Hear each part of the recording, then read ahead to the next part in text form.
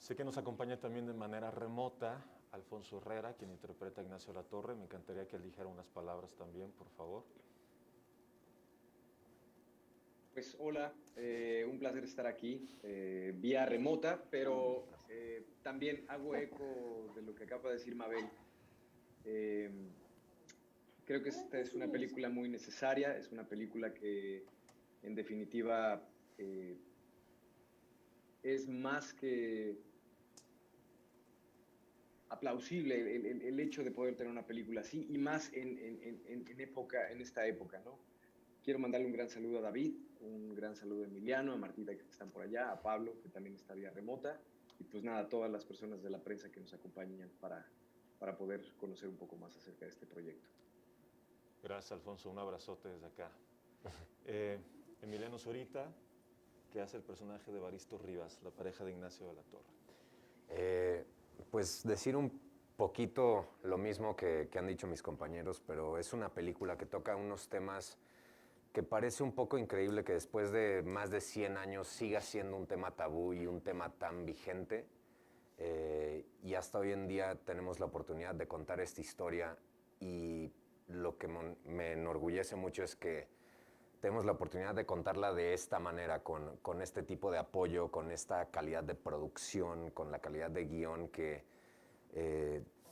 yo la primera vez que vi la película se me hizo algo impactante, que es una película que toma estos temas de una manera muy real y depicta lo que es algo muy bonito, muy precioso al lado de atrocidades que ocurrieron en este país. Entonces, pues nada, estoy muy orgulloso de lo que ha creado este equipo y les quiero agradecer a todos por el gran apoyo. Gracias.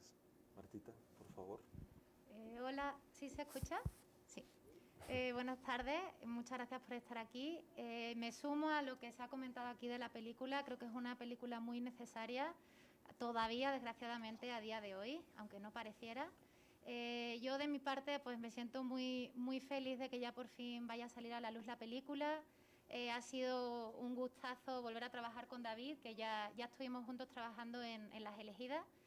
Y eso, valoro muchísimo su talento y me parece que ha hecho una película preciosa.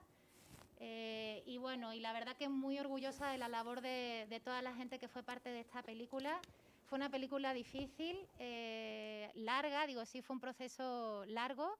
Y la verdad que el trabajo de cada una de las personas que ha sido parte, de los actores, los protagonistas y de todo el crew, es impecable y les agradezco muchísimo toda la labor que han hecho en la película. Y bueno, y agradecerle también muchísimo a todos los coproductores, todos los que financiaron la película, que sin el apoyo de ellos pues no habría sido posible. Y por último, Pablo Cruz, nuestro productor, que está también de manera remota. Pablo. Muy buenas tardes a todos, días todavía, bueno, es mitad del día.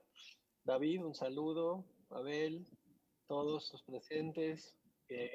Pues nada, todos creo que han dicho cosas importantísimas. Me uno a agradecerle a David por habernos llevado de la mano en este proceso tan hermoso, una película necesaria, latente, presente, actual, y pues ahora le toca al público que se adueñe de ella, que nos acompañe en los cines, una apuesta difícil, pero que también brava es de Cinépolis en salir en estas épocas. Creo que el cine no puede quedarse en la televisión, el cine hay que vivirlo en las pantallas. Es una historia que merece estar en una pantalla y yo exhorto al público a que nos acompañe a esta apuesta que tomamos todos juntos en hacer una película tan arriesgada, pero que necesita que todos seamos parte de ella y que hagamos un eco enorme. Yo quiero agradecer en especial a Cinépolis de nuevo por ser unos grandes compañeros de viaje y por tener, digamos, la valentía de hacer esta apuesta en las épocas, fechas y tiempos en los que estamos. También quiero agradecerle a Netflix por ser un gran compañero de viaje también. Muy bien, pues arrancamos ya con las preguntas. Esta pregunta es tanto para el director como para el productor. Dice, ¿cómo surge la idea de hacer una película de época como El baile de los 41, uno de los episodios más oscuros del porfiriato sobre la comunidad LGTB? Bueno, voy a empezar yo. ¿Cómo surge la idea? es una historia que ha permanecido en el imaginario colectivo durante muchos años. Es una historia que de alguna manera sigue siendo un tabú. Es una historia que nunca terminó de salir del todo a la luz y me parecía que era pertinente contarla todavía hoy día. Lo he dicho ya varias otras veces.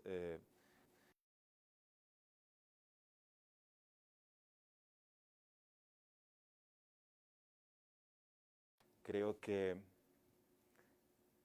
para mí como director era esencial retratar a la comunidad LGBT+, desde un ángulo distinto, con otro tenor. Era importante poner esta historia en la pantalla y además de la visibilidad, creo que esta película o esta historia, El baile de los 41, resuena hoy día de manera importante. Eso fue, digamos,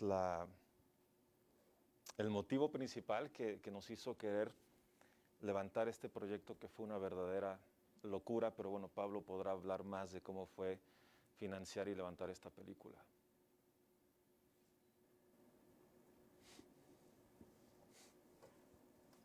Bueno, esta película fue y es una aventura difícil.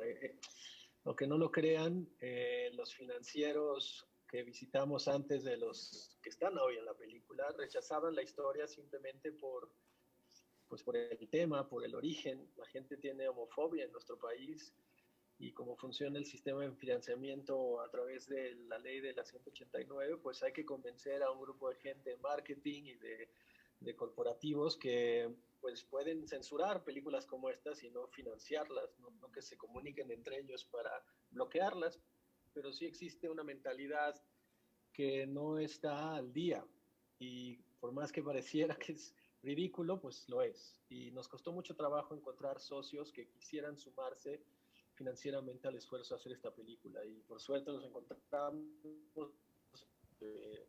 Son nuestros compañeros ahora, están todos escritos ahí atrás del cartel que dice El baile de los 41 y pues de nuevo, sin ellos no hubiera sido posible hacerla aún. Todavía tenemos un camino que recorrer, el cine va a ser un determinante, creo que va a generar muchísima controversia a la hora que la gente la vea, porque creo que es una película que se quita la máscara y bueno, no la del COVID, pero sí la de la hipocresía de lo que es esta sociedad y creo que va a generar muchísimos comentarios sobre el machismo intrínseco que hay en nuestra sociedad y el closet gigantesco en el que vivimos todos. Muy bien. De parte de Ileana Salman, nos hace una pregunta para los actores. Dice, ¿cuál fue el mayor reto actoral al que se enfrentaron a interpretar sus personajes en esta película? ¿Cuál no fue el reto actoral? Creo que toda la película, desde el proceso de casting que fue tan hermoso por la directora de casting Patricia Ortiz y David, fue todo un reto todo el tiempo. La producción, nuestro director, todos nos dieron las herramientas necesarias para cuidar cada mínimo detalle de nuestra película. Tomábamos clases, bueno, yo tomaba clases de bordado, de equitación, de caligrafía, bádminton, 4 meses montando en corsé. No era nada sencillo, eso fue todo un reto y que también eran detalles que no parecían importantes, pero que sumaban también a construir todo un mundo emocional de Amada, en mi caso, de corset, más kilos y kilos de ropa, más botas, más las emociones y la forma tan hermosa y particular que tiene David de habernos llevado a profundizar en nuestros personajes y en cómo los interpretábamos. Entonces, creo que el reto fue desde el día 1 que me invitaron a audicionar para esta película, hasta el último día de rodaje, que todo el tiempo teníamos que estar, realmente había un compromiso y un amor de cada departamento por cuidar lo que estábamos haciendo y creo que ahora lo pueden ver en pantalla, ¿no? Se ve, no, todo está como tiene que estar. Sí, de mi parte, yo creo que lo mismo que lo hizo un reto es lo que hizo que me enamorara del proyecto y del personaje, porque la historia, al igual que todos los personajes, es totalmente compleja, ¿no? Los personajes tienen sus capas, ninguno es bueno ni malo, sino es pues un humano con sus virtudes y sus errores, ¿no? Y para mí era, como lo decía Mabel, es esa atención a detalle que le dio todo el equipo, David, de decir, sí vale la pena tomar esas clases, sí vale la pena leer sobre el porfiriato del día a día de alguien en esa sociedad, en ese tiempo, y sí darle la importancia a los ensayos, no solo de diálogos, sino ensayos para que, especialmente yo que tuve la mayoría de mis escenas con Alfonso, era pues tomarnos el tiempo de conocernos y generar esa química, generar esa confianza que poco a poco le íbamos construyendo más y más hasta que le dio vida a estos personajes y a estas historias paralelas de amor. Entonces, yo creo que era eso, era muy difícil de hacerlo bien, pero eso es lo que generó la vida en este proyecto.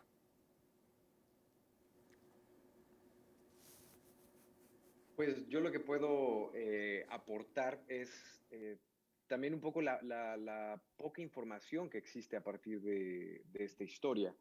En nuestro caso, o en mi caso, para mí fueron muy útiles ciertos libros, como es el caso del exilio de Carlos Tello Díaz, que hay algunos capítulos o hay algunos fragmentos donde dejan ver algunos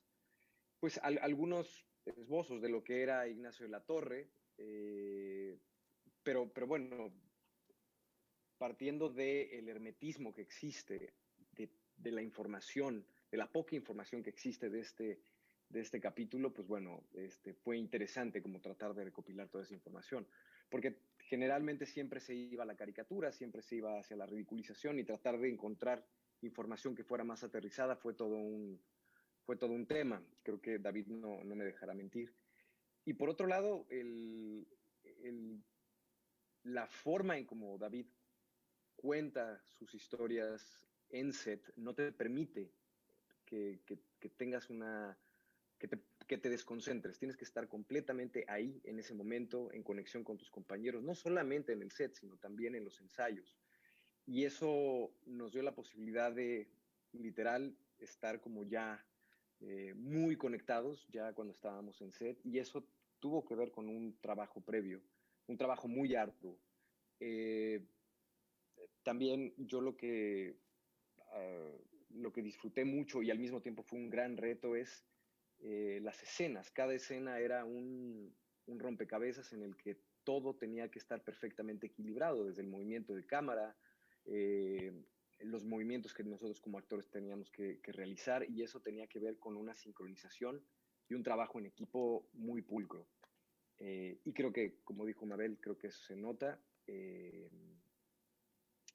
Y eso, pero fue un placer y es un privilegio el haber formado parte de este proyecto. Muy bien. La siguiente pregunta es de Guillermo Estefan, de Cine FX Digital. Dice, ¿cuál esperan que sea la reacción del público al ver esta película? Y ahí aunado a esto, el Heraldo de Chihuahua, Rafael Ochoa, ¿creen que pueda combatir la homofobia esta película? ¿Que pueda combatir la homofobia? ¿Sí? ¿Cuál es la reacción del público? No tengo idea. Ojalá supiera. Bueno, creo que ante todo es una película que va a generar diálogo. Para mí eso es lo más importante. Creo que eso es algo que el cine puede... Es algo, digamos, eso está dentro del alcance del cine, generar diálogo y también contar historias a partir de la empatía. Para mí siempre me gusta ver el cine como la posibilidad de ponerse en los zapatos de alguien más. Literalmente es la mente del espectador es manipulada para que entre en el punto de vista que el director decide para la historia. Entonces, no es nada más contar una historia, es ponerte en los zapatos de otra persona. Y a partir de eso, creo que esta película lo que hace es hay una multiplicidad de puntos de vista de distintos personajes, como el de Amada Díaz, por ejemplo, como el de Alfonso Herrera, Ignacio de la Torre, o incluso por momentos algún otro miembro de la sociedad. Creo que hay un rompecabezas que es muy interesante de ver en la historia total, y a partir de ese rompecabezas se generan, digamos, distintos puntos de vista sobre varios temas que aborda la película, que lo hemos dicho, que no es nada más la homofobia, que también es el racismo, el clasismo, el machismo, y se ayuda a combatir la homofobia. Para mí, esta película representa visibilidad, y visibilidad creo que es una forma de combatir. Creo que es una película, vaya, simplemente ver la Ciudad de México, que haya anuncios donde están Alfonso y Emiliano sin playera a punto de darse un beso. Eso es importante, eso genera visibilidad. Y creo que hay una representación en la película que es muy digna y que es importante. Lo decía hace un momento. Para mí era esencial en esta película cómo voy a retratar a estos personajes, que no es desde la caricatura, que no es tampoco desde la victimización. Para mí hay una gran celebración en esta película, y creo que ese es el más grande mensaje, la celebración. Y esa celebración es una forma de combatir la homofobia. Muy bien. De parte de Paola Ortiz, de Estilo DF, es pregunta para todos. Dice, ¿hubo algún concepto o creencia que hacer esta película les ayudó a aclarar o cambiar de forma de pensar? No escuché bien. Perdón, ¿otra vez, Iku? Sí, ¿hubo algún concepto o creencia que esta película les ayudó a aclarar o cambiar? De mi parte, yo creo que es un poco lo que estaba diciendo David. Para mí era darme cuenta de los detalles que te llevan o llevan a la sociedad hacia el machismo, hacia la homofobia, el racismo. Son dándote cuenta en algo muy, muy concreto.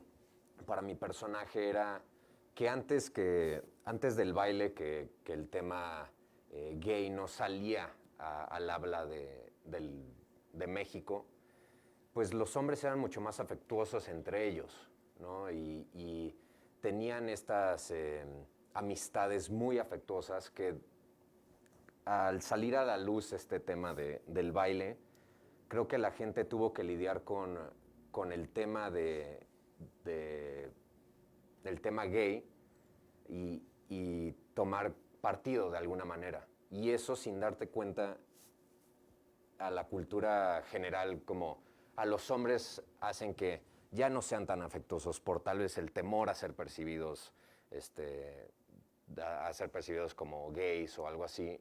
Y era un detalle muy minucioso, digamos, pero para mí era darme cuenta de todos estos detalles que ya están en nuestra sociedad, que vienen de algo negativo, de la homofobia, del racismo, lo que sea, que antes yo no me daba cuenta al 100%, y creo que es eso. Esta película genera ese tipo de conversaciones, de decir, bueno, tal vez no te percibes como machista, pero tienes estos dejos que aprendiste, y es saber aprender de estos errores que nos dio la sociedad, ir mejorando como sociedad para que vayan desapareciendo. Siento que esa fue una lección para mí al darme cuenta de esos detalles en la película. En mi caso, yo siempre he dicho que cada personaje que he interpretado en mi carrera modifica, sin que así lo provoque yo, a mi mujer, no a la actriz. Y el baile de los 41 no es la excepción. Creo que llevó a Mabel a una reflexión profunda sobre mi autoestima, sobre mi propia valorización como mujer, la fortuna que tengo, el tener el color de piel que tengo y ser parte de esta película. Y como decía David hace rato, creo que sin duda una de las cosas más importantes de la película es la visibilización y en todos los sentidos, ¿no?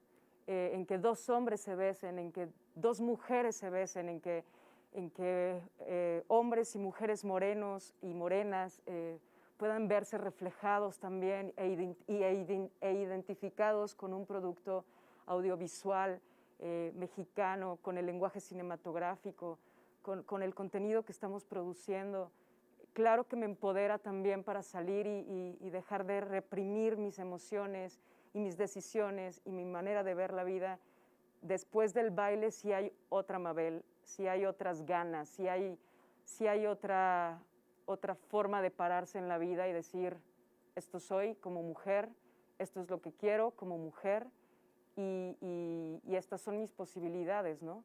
Entonces, definitivamente el baile de los 41 ha impactado aquí y estoy segura que de alguna forma a cada uno de los espectadores de diversas maneras y en diferentes áreas de sus vidas los va a impactar, porque nada más ver la película estéticamente, la belleza combinada con la miseria de la sociedad es sumamente confrontante, por lo menos para mí lo fue.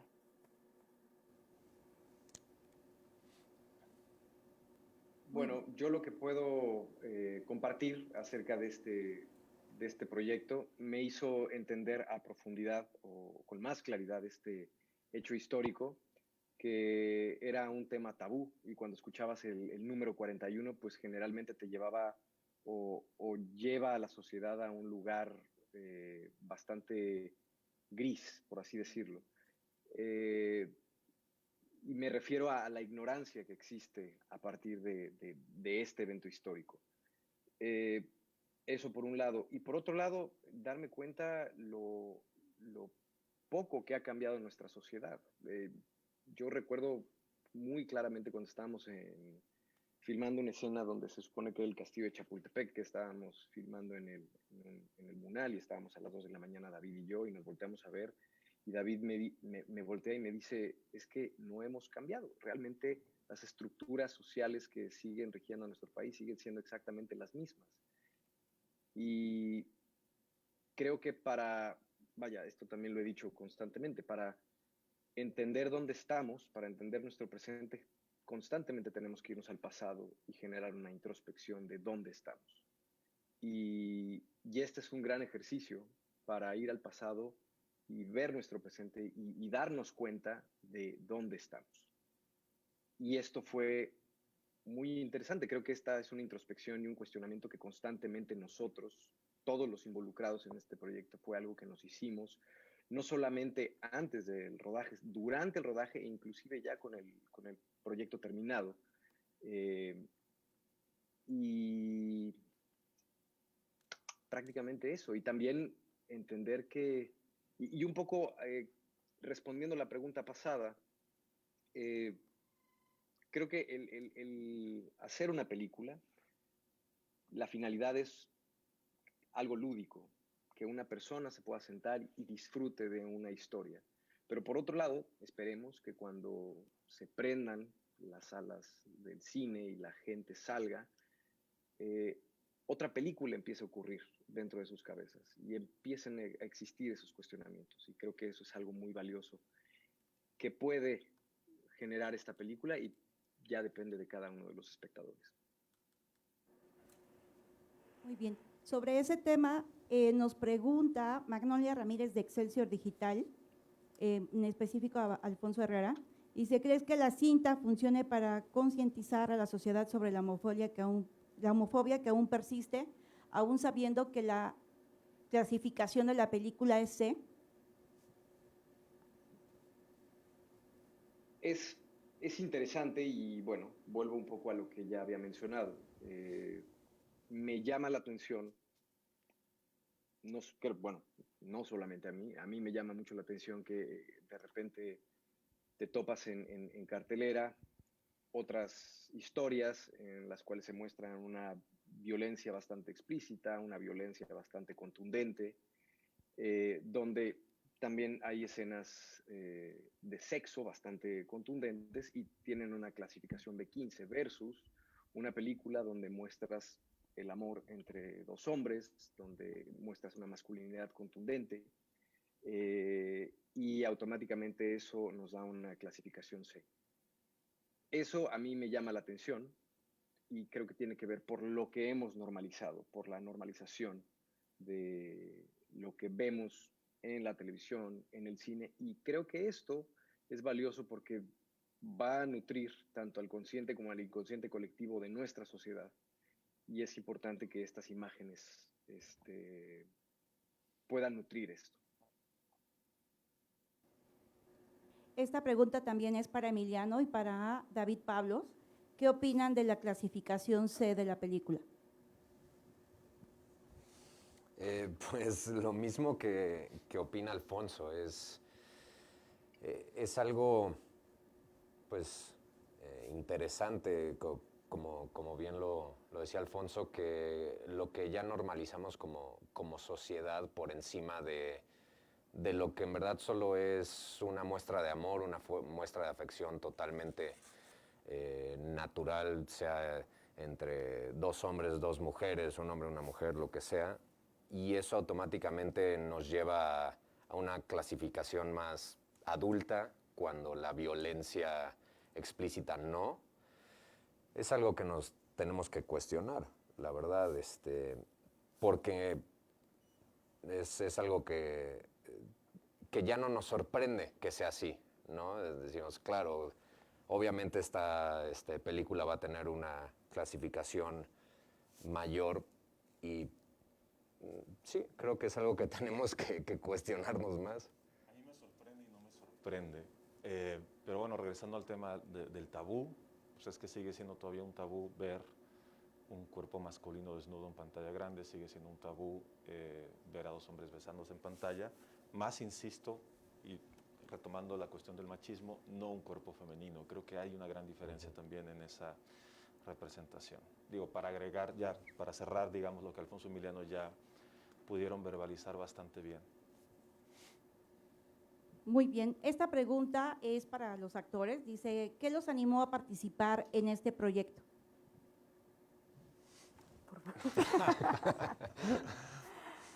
Mabel. Mabel. ¿Qué nos animó? Bueno, de entrada yo no conocía el hecho, por supuesto, pero no conocía el guión, me refiero, cuando llegó a mí la audición por primera vez. Entonces, yo fui a hacer la audición y sí sé que después de esa primera audición, yo dije, quiero ser parte, o sea, quiero ser parte de esto. Y cuando hubo este segundo callback con Alfonso, con David, yo ya no salí diciendo quiero ser parte, pero sí dije, no sé si me quede en esta película, pero lo que acabo de vivir ha sido una de las experiencias más hermosas que he vivido en mi carrera como actriz, solo con una audición. Y claro que me encantaría darle vida a Amada, pero nada más lo que viví en ese callback fue una experiencia tan alucinante que ya había yo ganado algo. Entonces, al final, ser parte del baile de los 41, para mí termina siendo una experiencia redondita, donde habla de lo que vemos en pantalla, de lo que yo vi en pantalla y me conmovió y me asombró y me llenó de tanta emoción que pocas veces me ha pasado. Por eso, porque se cuidó desde el día 1 hasta el día de hoy y nunca he vivido tanta belleza a través de un proceso de creación.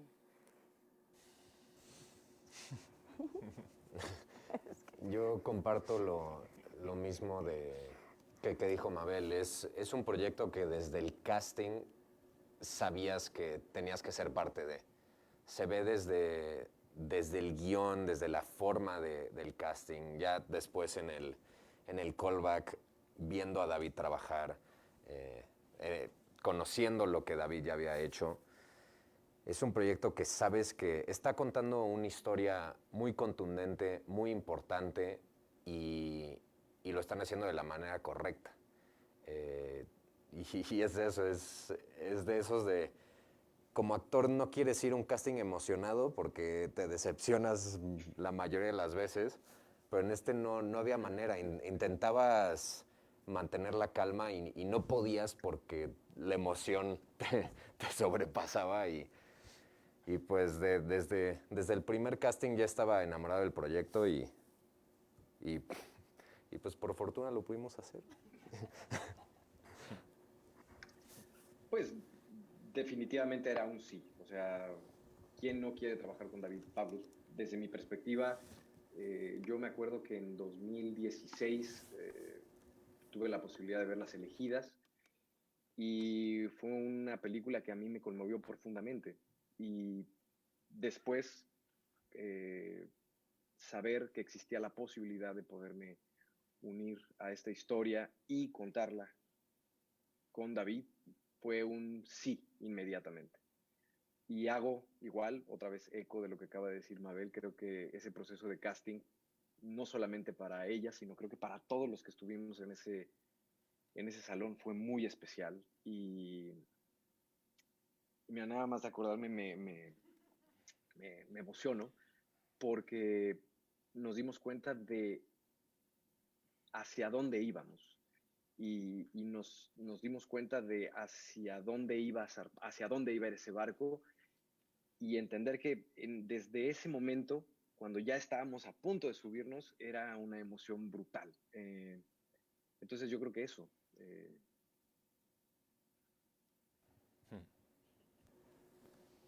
Bien, la siguiente pregunta es de Enrique López Ríos, de WCN Televisión. Dice, ¿cómo fue el proceso de investigación y documentación histórica? ¿Cuánto tiempo les llevó y quién realizó este trabajo? Y aunado a eso, Jorge Soltero nos dice, ¿qué tan apegada a la realidad es la historia del baile de los 41?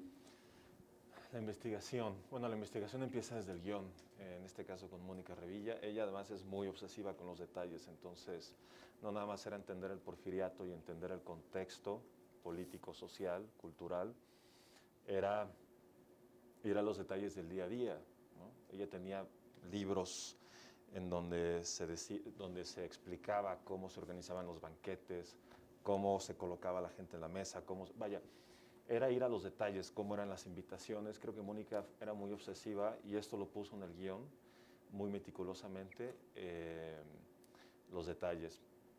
Para mí fue importante primero, sí, entrar a estudiar, entender esta época, pero después ya como director para mí era esencial el día a día, es decir, cómo viven estos personajes, cómo es un día normal para una persona de la élite porfiriana, a qué hora se levantan, se bañan o no se bañan todos los días, este tipo de cuestiones que de repente son muy básicas, pero que son importantes para mí como director. Y ya en ese proceso más, digamos, minucioso, puntual de investigación, es que empezamos a trabajar con historiadores. Se unió al grupo, digamos que nuestro historiador de cabecera fue Luis de Pablo, y en algún momento estuve en contacto también con Carlos Tello Díaz y con Ricardo Orozco, que específicamente lleva su vida entera dedicada al porfiriato. Y creo que gracias a Carlos y a Ricardo pudimos entender un poco más de quiénes eran estos personajes, porque hay muy poca información sobre Amada Díaz. Hay mucho sobre el porfiriato, hay mucho sobre Porfirio, pero poco sobre Amadas, poco sobre Ignacio. Y como dijo Alfonso, el libro de Carlos Tello Díaz, El exilio, habla de manera muy puntual sobre la relación de estos personajes.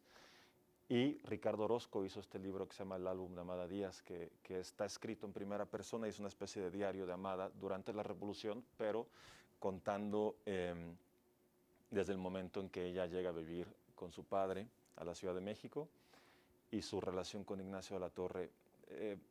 Fue trabajar de la mano con historiadores, encontrar, leer, meternos a todos los archivos posibles. En mi caso también ver cine, referencias históricas, aunque fuera cine europeo, cine estadounidense, hay ciertos parámetros que para mí era importante ver.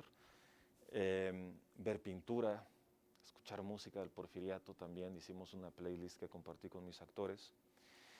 Y bueno, una vez haciendo todo este trabajo de investigación tan minucioso, la respuesta es no, la película no es tan apegada a la realidad. Es decir, ficcionamos de acuerdo a nuestras necesidades dramáticas. Si eso para la escritura de guión, hay cosas que cambiamos en cuestión de fechas. No había, yo tenía claro, esto no es un documental histórico, es una ficción que contamos a partir de un hecho real y entonces podemos jugar con la historia. Y lo mismo yo le decía a los actores, hay momentos en los que sabemos tal o cual cosa del personaje, pero si es necesario reinterpretar y cambiar, hagámoslo. Lo más importante es al final la libertad creativa y la contundencia con la que se cuenta la historia. Y si eso implica echar marcha atrás, aparte de la investigación, hagámoslo. Es que me quedé pensando, Carlos y Ricardo van a infartarse cuando vean la película. Pero bueno, es lo que es. Muy bien. Lucero Calderón de Excelsior pregunta, ¿cómo fue que decidiste utilizar más la sutilidad y que cayera mucho en las miradas de los personajes? A mí siempre me ha gustado hacer un cine más de miradas, más silencioso. Esto desde la escuela de cine.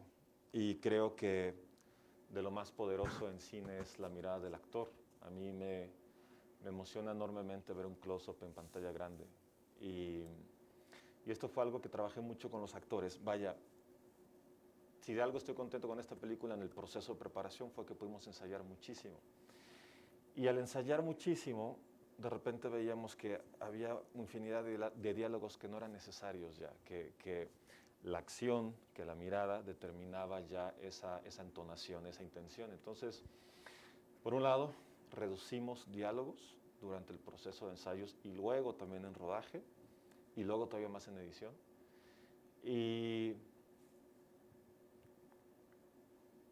yo siempre busco eso, busco las maneras más contundentes, a veces decir algo no necesariamente es a través del diálogo, o cuando se dice el diálogo muchas veces la intención real es otra.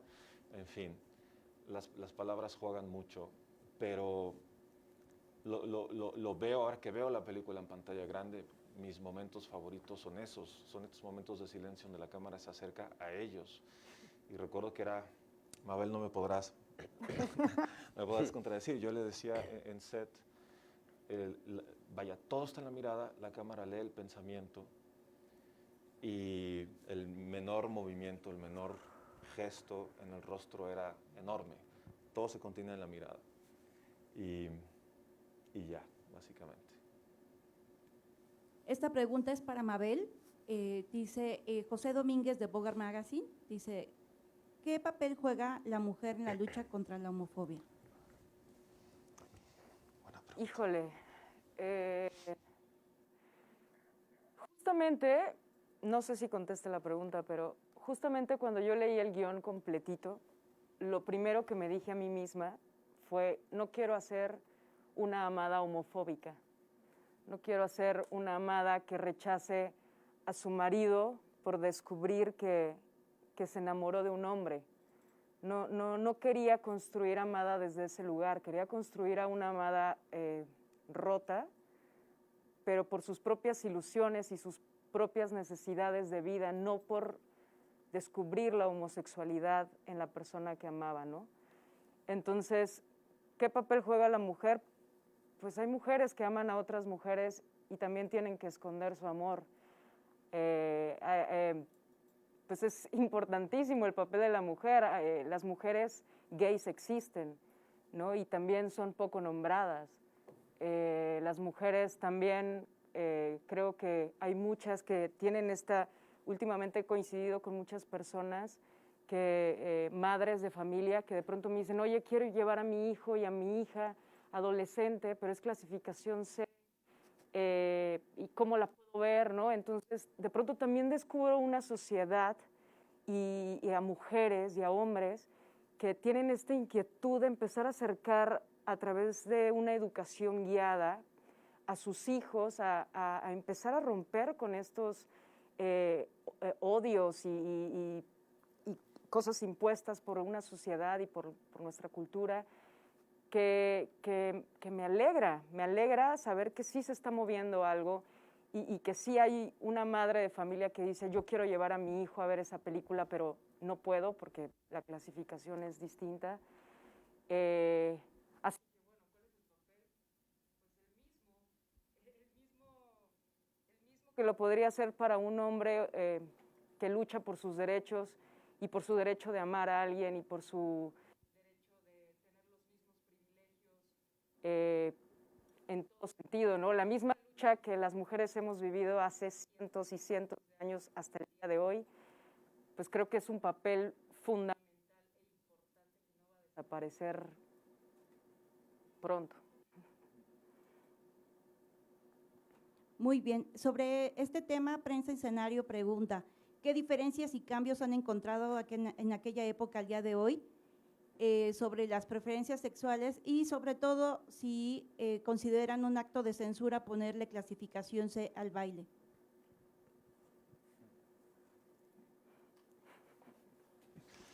No sé si un acto de censura como tal, pero bueno, creo que ya lo dijimos hace un momento, hay ciertos hechos que hablan por sí solos, por sí mismos, quiero decir. Y ya, no tendría más que agregar. ¿Cuál era la otra pregunta? ¿Cuál era la otra pregunta? Las diferencias que encontraron de aquella época a la actualidad, ¿o creen que sigue todo igual? Las diferencias. Bueno, a ver, claramente hay una mayor visibilidad de la comunidad LGBT+.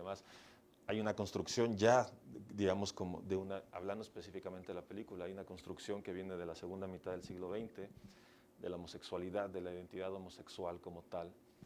Claro que ha habido diferencias, vaya, hay leyes que ahora tenemos que permiten la unión entre personas del mismo sexo.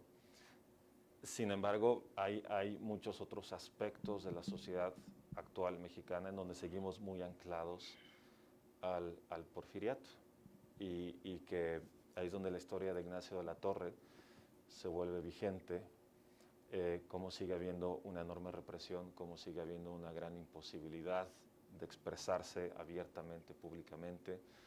El hecho de que siga siendo un tema salir del closet, vaya, no debería serlo. El hecho de que en muchos lugares, de que en México sea un país con altísimos números de crímenes de odio por homofobia y transfobia, los hechos hablan por sí solos.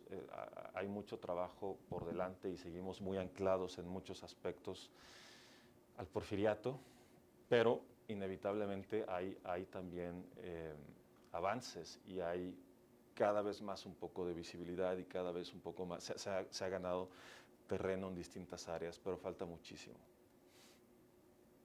Esto que menciona David, y quisiera solamente complementar algo, ya lo he mencionado en otras entrevistas, pero creo que vale la pena mencionarlo ahora.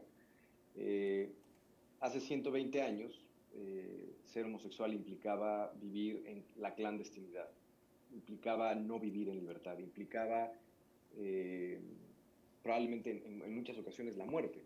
Muchas de las personas que no tuvieron la posibilidad o las conexiones políticas o económicas para poderse librar de esta redada, acabaron en campos de trabajos forzados en la península de Yucatán, donde terminaban los enemigos de la prensa de Porfirio Díaz, y muchos de ellos acabaron en campos de trabajos forzados en Yucatán y muchos de ellos perdieron la vida. Y lo que acaba de decir David es cierto, versus la cantidad de crímenes de odio que siguen existiendo en nuestro país, pues creo que ahí está la información. Creo que nosotros podemos sacar las conclusiones. Es más que claro.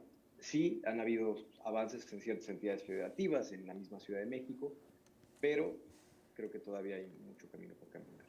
Y yo creo, ya para cerrar esto, la historia que cuenta la película del baile de los 41 se podría poner hoy día en el México actual y sigue funcionando de la misma manera. Eso es lo más impresionante. Totalmente. Sí, sí. Esta pregunta es para David, de Irving Torres, de CNT. Dice, ¿cómo encontraste el equilibrio entre el retrato histórico y la reivindicación sin caer en el panfleto y en la revisión histórica a los ojos de cómo se ven las cosas hoy en día? Bueno, me gusta esta pregunta porque a mí el panfleto, yo estoy en contra de lo discursivo en el cine. Cada vez que veo algo así, yo como espectador me volteo hacia el otro lado. Yo creo que gran parte de esta reivindicación está meramente en la representación, en la manera en la que se representan estos hombres, este grupo, estos personajes. Lo dije al inicio, para mí esta película es ante todo una celebración. Y la celebración de lo que implica, digamos, demostrar en pantalla grande el amplio abanico de masculinidades, mostrar la diversidad de ser un hombre homosexual, que no necesariamente tiene que ver con la caricatura. Y para mí, cuando retrato estos personajes en la intimidad, y no solamente hablo de los 41, hablo de Ignacio y de Amada, también para mí un poco se trasciende la época, y eso lo hablaba mucho con mis actores. Yo les decía, sabemos cómo eran las formas, vaya, el porfiriato es la época encorsetada, más encorsetada del país en todos los sentidos. Sabemos cómo eran las formas, el peso que tenían, ¿no? las etiquetas. Pero en la intimidad esto es otra cosa, en la intimidad del ser humano es el ser humano siempre. Y entonces ahí es donde podíamos decir, vamos a romper con las formas, vamos a romper con esta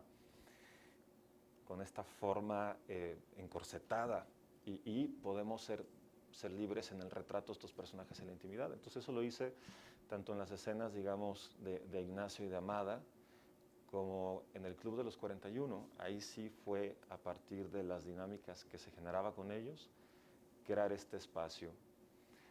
También para mí otra forma de, digamos, romper con la época es, se piensa que es una época muy cuadrada, dije encorsetada hace un momento, y yo tenía claro que a la hora de filmarlo quería hacer una película que fuera libre, que la cámara fuera como un personaje más, que se mueve entre estos sets, entre las distintas escenas, como si fuera alguien curioso que va merodeando por ahí.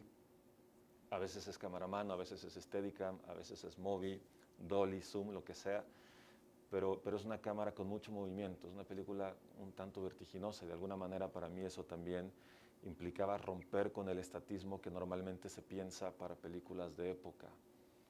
Entonces viene por todos lados, viene por el trabajo con los actores, viene con la forma en la que se filma la película. Y la música, gracias Martita. Y la música, amo el trabajo que hicieron mis compositores, Andrea Valenci y Carlo Ayllón. Con Carlo Ayllón yo había trabajado antes en todas mis películas, Las Elegidas, La Vida Después.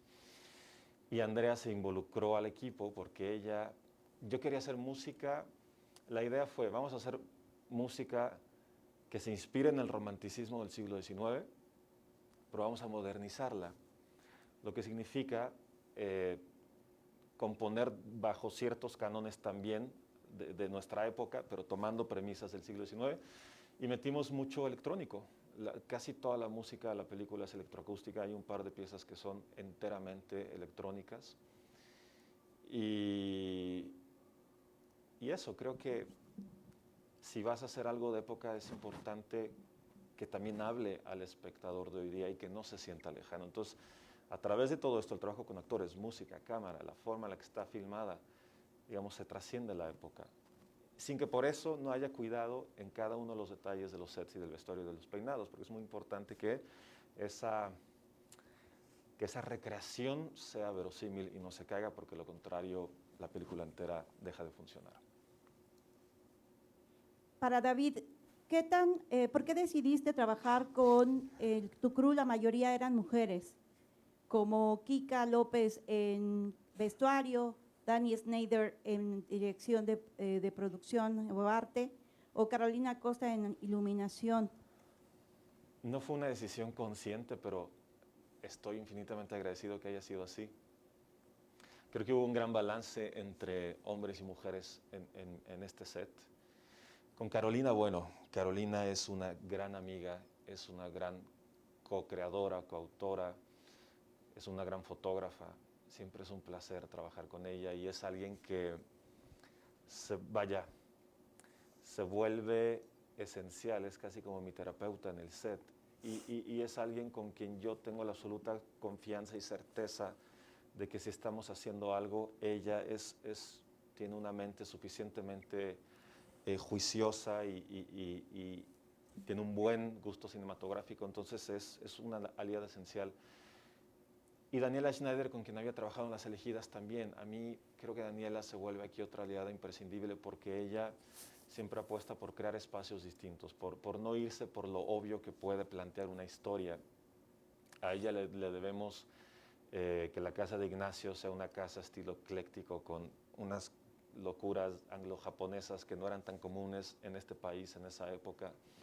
A ella le debemos que haya dicho el espacio, los 41 vamos a hacer un espacio más atemporal. Ante todo, son aliadas con las que vuelvo a trabajar y con las que ya hay una relación muy importante y que con Carolina en este momento no me imagino trabajando con alguien más. Y el hecho de que viniera Kika y otras mujeres como parte del equipo fue mera coincidencia, pero creo que cada quien tenía una sensibilidad muy específica. Cada quien propuso algo que se salía de la norma. Eso es lo que yo más celebro de mis colaboradoras creativas más cercanas, que las tres empujaron por hacer algo distinto.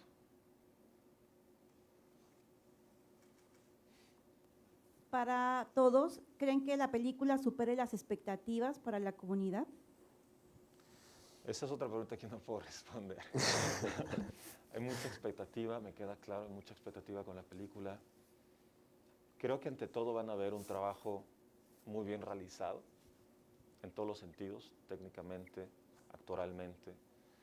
Es una película con una manufactura, creo yo, bastante buena, es una película con rigor, es una película honesta, es una película que yo hice absolutamente convencido, y ya lo dije, me voy a repetir, pero no importa porque esto es algo esencial.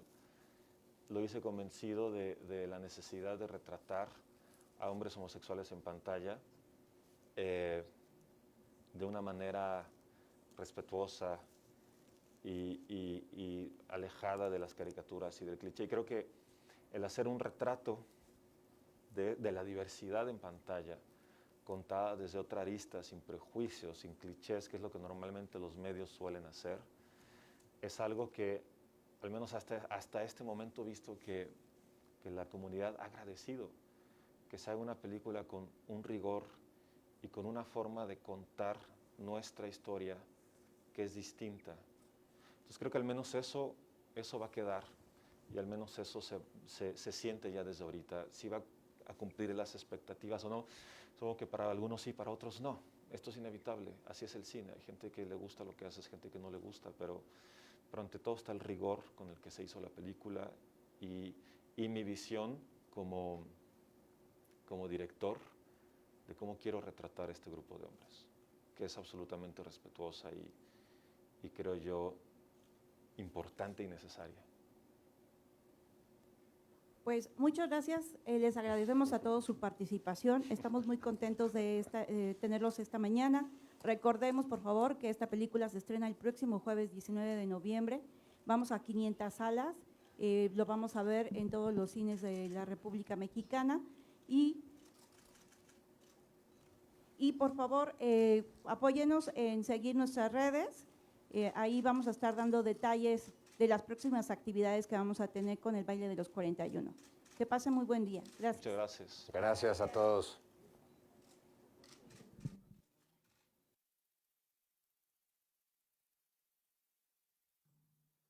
Gracias.